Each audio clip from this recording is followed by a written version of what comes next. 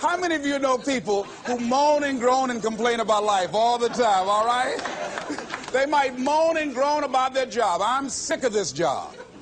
I'm sick of you. And they just moan and groan and complain all the time and never do anything about it.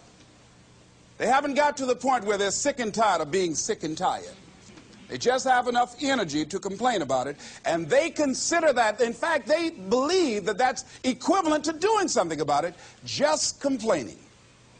No, that can't get you where you want to go. That cannot create your reality for you. The other thing that keeps most people from realizing their true greatness and their true potential, circumstances, their environment. There are many people who believe because of where they're born, because of the area where they are in life and where they find themselves, that's all they know. Given my circumstances, ladies and gentlemen, I shouldn't be doing what I'm doing right now. See, I know something about you, even not knowing you, that you've got greatness within you. You have the ability to do things that you can't even begin to imagine. You have talents and skills in you that you haven't even begun to reach for yet. No one could have convinced me, given my circumstances, given my background, that I would be doing what I'm doing right now. I was born in Liberty City on a floor on 62nd Street, my twin brother and me. When we were 6 weeks of age, we were adopted. When I was in 5th grade, I was identified as EMR, labeled educable mentally retarded, and put back from the 5th grade into the 4th grade, and stayed in that category until I got out of high school. I have no college training, but here's what happened. I had an intervention in my life. A man who saw something in me at a time that I did not see something in myself. I never forget being in his class one day waiting on a friend of mine who was there to rehearse for a play. He did not show up, and he asked me to go up to the board and write something on the board. And I said, I can't do that, sir. He said, why not? I said, well, I'm in a special education class. He said, what do you mean? I said, go up to the board and write what I'm about to tell you. I said, I can't do that, sir. Why not? I'm educable mentally retarded. And he came from behind his desk. He said, don't ever say that again. Someone's opinion of you does not have to become your reality. And that changed my life. It was Oliver Wendell Holmes who said that once a person's mind is expanded with an idea or a concept, it can never be satisfied to going back to where it was. So some of you are going to experience a breakthrough. Some of you are going to go back and look at your dreams and brush them off. Some of you are going to begin to look at yourself and say, hey, look here, I know I have not done all that I can do.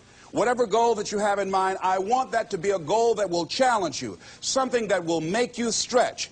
It was Osborne who said, unless you attempt to do something beyond that which you've already mastered, you will never grow. What is it that you looked at some point in time and you decided that you couldn't do it, that you talk yourself out of it? Whatever it is, bring it back out there. How are you going to do it? That will come to you in due time. So you don't get in life what you want, ladies and gentlemen. You get in life what you are, not what you want.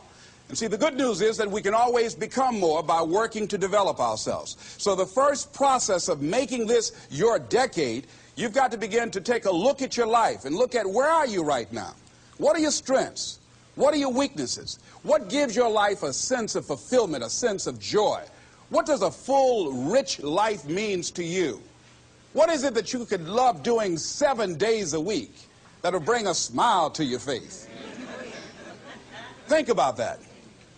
In all the areas of your life, your professional life, your personal life, your family life, your spiritual life, what is it that you'd like to have? Once you begin to determine that, that takes you to the next step.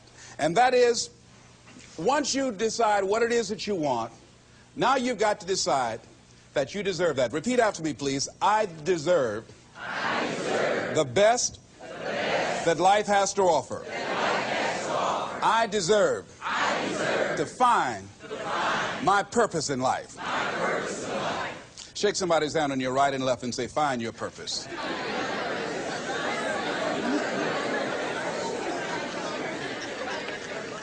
Do you know by actively pursuing your purpose, it could perhaps extend your life? The number one killer in this country of all the diseases we have, heart disease. That's the number one killer. And if you ask most people, when is it that the majority of people have their first major heart attack? Some people will tell you as a result of obesity, or smoking cigarettes, or high cholesterol, or high blood pressure. And all of those are contributing factors. However, the truth of the matter is that most people don't realize that the majority of people suffer their first major heart attack on Monday morning between 8 a.m. and 9 a.m. People getting ready to go to jobs that they don't like, jobs that are making them sick. You see, when you're not pursuing your goal, you are literally committing spiritual suicide. When you have some goal out here that you're stretching for and reaching for that takes you out of your comfort zone, you'll find out some talents and abilities you have that you didn't know you have. I started speaking just to elementary school kids because I knew they didn't know what I was talking about. And they gave me all kind of standing ovation. We like you, yeah. Then I graduated up to junior high school and then to senior high school and then to various community groups and church groups and civic associations and then to colleges and to businesses. Now I'm traveling across the country and then traveling nationally and internationally. But I never would have discovered what I'm able to do right now if I wasn't willing to take a chance. And you've got to be willing to do that. You've got to believe in yourself. I was doing work for a major corporation and they were having a major downsizing. Just another terminology for major firings. And so the people that were working there, they approached them and said, listen, you are eligible for early retirement.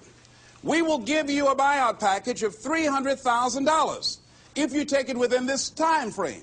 However, after this time frame, when we have the downsizing, you might be among the people cut and you will lose all of benefits that we're talking about right now, and the most you can get is 2 weeks severance pay. Ladies and gentlemen, only 50% of the people that were eligible took this. Let me tell you something.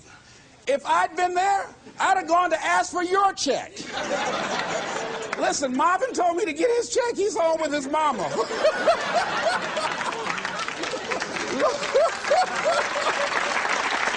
What?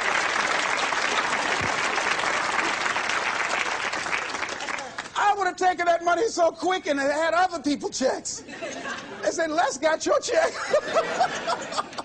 See, ladies and gentlemen, life is too short trying to play it safe. It's too short and unpredictable, being miserable. It's too short for that. Here's the thing. There's no safe position in life. Let me tell you why. It's a quiet secret that most people don't realize. You can't get out of life alive. Hello, you can't get out of life alive. So there's no safe position. You can die in the bleachers or you can die on the field. You might as well come out on the field and have a good time, right?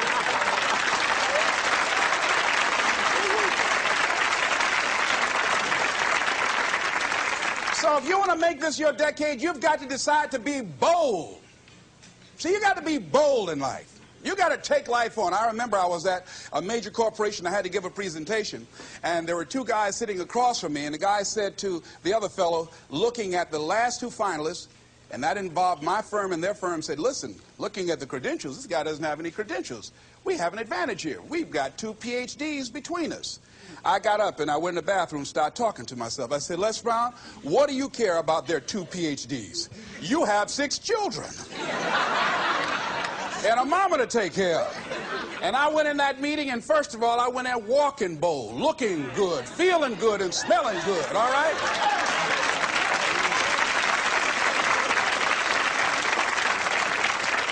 And I sat across that table, and we started negotiating, and I operated in a spirit of absolute certainty.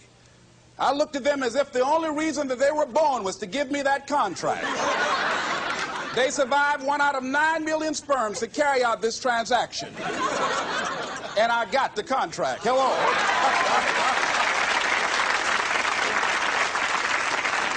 So you got to decide to be bold. Most people go through life trying to creep. No. Trying to be casual about it. No. You go through life being casual, you'll end up a casualty. No. You've got to be bold in life. You've got to take life on. Now here